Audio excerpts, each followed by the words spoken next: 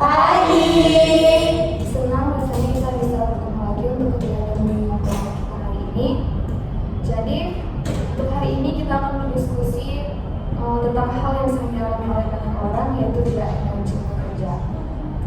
Dan sebelum kita mulai kegiatan kita hari ini, mari kita awali dengan berdoa supaya berjalan lancar dan bermanfaat bagi kita semua. Kita berdoa menurut agama dan kepercayaan kita masing-masing. Berdoa ini.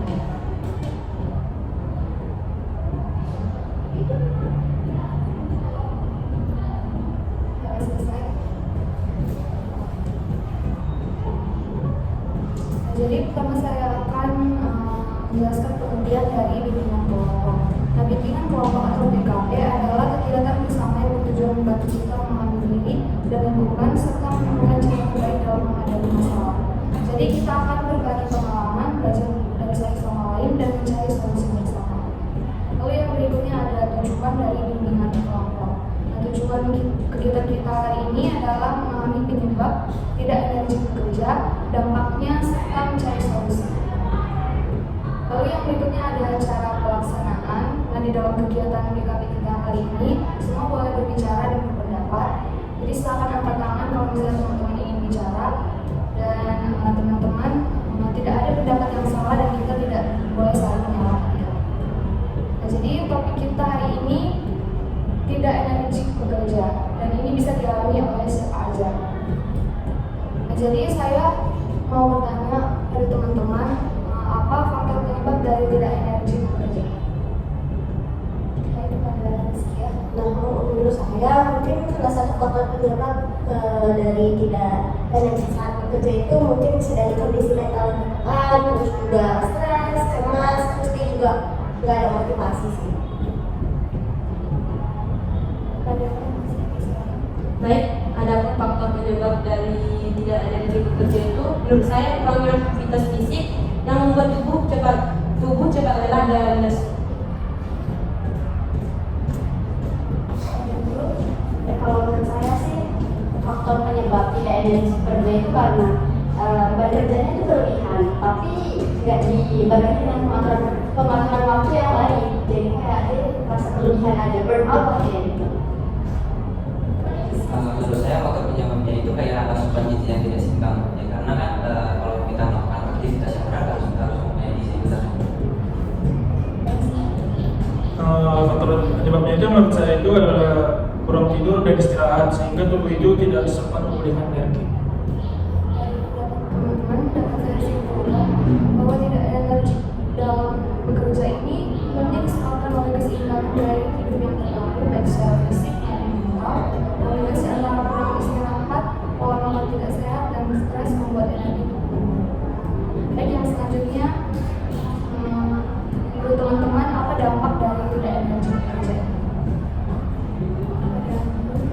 Kalau ya itu salah ya, kalau misalnya kita nggak energi dalam bekerja udah pasti hasil dari kualitas kerjanya itu menurun, dan karena kurang fokus juga dan juga kurang motivasi sih, karena kalau udah burn out kita pasti males semuanya ngerjain apa-apa, pengennya tidur. Nah, jadi kan udah burn out nih kan dari kata Nurul. Nah, itu bisa jadi kayak buat dampak selanjutnya itu bisa kayak emosi kita nggak stabil, terus juga mudah marah, gampang putus asa, bisa juga kita kehilangan semangat untuk kerja jadi belum berarti. Terus dampaknya itu bisa juga kayak kurang konsentrasi gitu ya, jadi kita sering membuat kesalahan.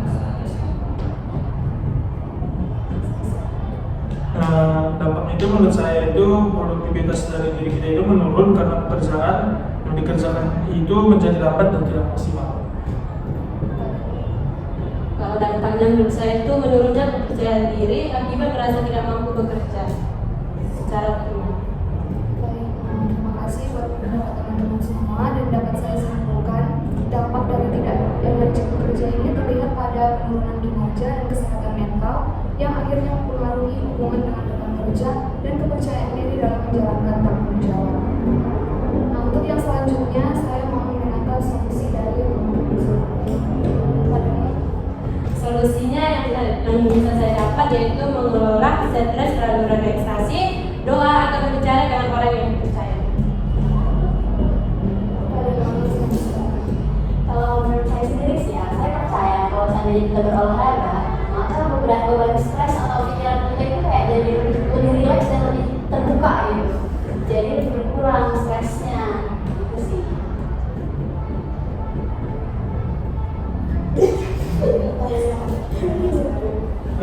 Jadi solusi yang dapat saya berikan itu adalah mengatur pola tidur agar tubuh mendapatkan waktu istirahat yang cukup.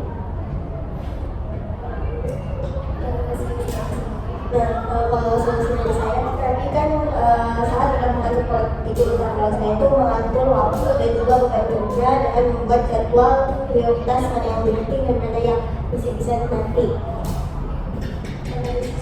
Kalau dari saya sendiri, kita tuh harus mengonsumsi makanan yang bergizi supaya bisa menjaga ini. Terima kasih atas solusi yang telah diberikan. Dapat saya simpulkan bahwa untuk mengembalikan energi kerja, seorang perlu menata ulang gaya hidup dan cara berpikirnya. Dengan tidur cukup, makan sehat, olahraga dan manajemen stres yang baik, semangat kerja akan kembali meningkat. Oke, lalu yang berikutnya saya mau mendengarkan komitmen dari teman-teman semua. Pada Taskia saya silakan.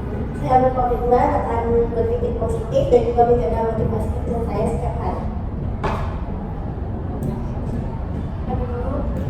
Saya berjanji ya tidak akan menunda waktu untuk mengerjakan tugas agar saya tidak stres di akhir waktu. Saya berkomitmen untuk menjaga energi tubuh dan pikiran agar tetap produktif. Saya berkomitmen, saya akan mengatur waktu kerja saya dan saya harus istirahat yang seimbang. Saya berkomitmen untuk tidur cukup dan menjaga pola hidup yang sehat. Oke, tadi kita udah mendengarkan solusi dari teman-teman semua. Dan sekarang saya mau mendengar kesan dan pesan dari teman-teman untuk kegiatan kita ini. Pada dengan saya silakan. Untuk pesan dan pesan dari kegiatan PKP kita hari ini, saya merasa PKP ini membantu saya jadi lebih mengenal tentang batas kemampuan diri saya, apalagi setelah mendengar teman-teman yang mengungkapkan pendapat-pendapatnya masing-masing. Itu sih. Dan dari kegiatan PKP ini saya merasa dan saya jadi terbuka untuk lebih menghargai waktu istirahat dan kebutuhan tubuh dari saya sendiri. Pesan yang saya dapat itu saya dapat belajar pentingnya memakai waktu, mengatur waktu dan menjaga kesehatan diri. Pesan dan pesan yang saya dapat itu adalah saya menyadari bahwa energi bukan hanya soal fisik tetapi juga mental dan emosional. Pesan dan kesan saya itu bekerja dan semangat, tapi jangan lupa istirahat karena energi yang baik datang dari tubuh dan pikiran yang terang. Baik, terima kasih untuk pesan dan kesan yang sudah teman-teman berikan. Selanjutnya kita akan mengisi BMB 3.